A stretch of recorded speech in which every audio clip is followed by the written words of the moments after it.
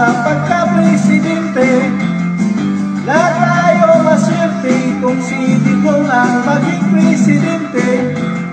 Ang sigaw ng nakararami, si Duterte, si Duterte, si Duterte. Ikaw ang pag-asa ng masa, ikaw ang pag-asa ng masa sa reforma, sa reforma, sa reforma. Federalismo, federalismo, federalismo tayo.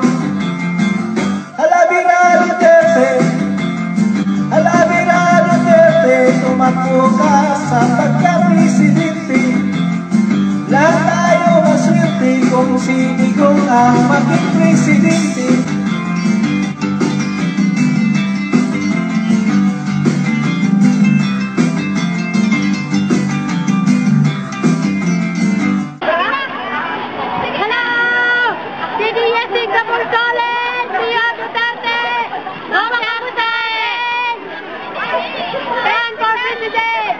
Magandang araw po sa ating lahat na naririto ngayon. Nagpapasalamat po kaming mga admin na dumalo po kayo sa pagtitipog ito. Ang okasyon na ito ay isang espesyal na kung saan tayo ay nakikisa sa panawagan na patakbuhin si Mayor sa pagka-presidente ngayong darating na halalan 2016.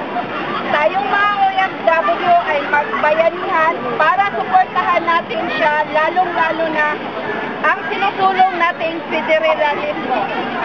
Mayor, mananawagan po kaming lahat na mga OFW, lalong-lalo na dito sa Singapore chapter. Alam po namin na naririnig po ninyo ang hinaing ng bawat Pilipino, lalong-lalo na sa aming mga OFW. Kami po ay umaasa na maupo kayo sa palasyo at uwi na kaming mga OFW.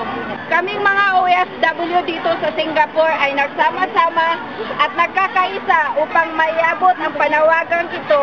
Mabuhay po kayong Mayor at mabuhay tayong lahat! Mabuhay!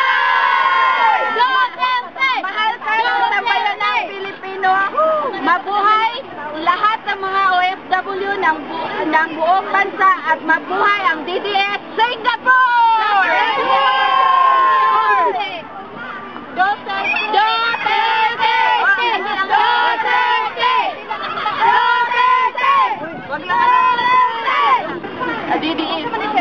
Singapore chapter.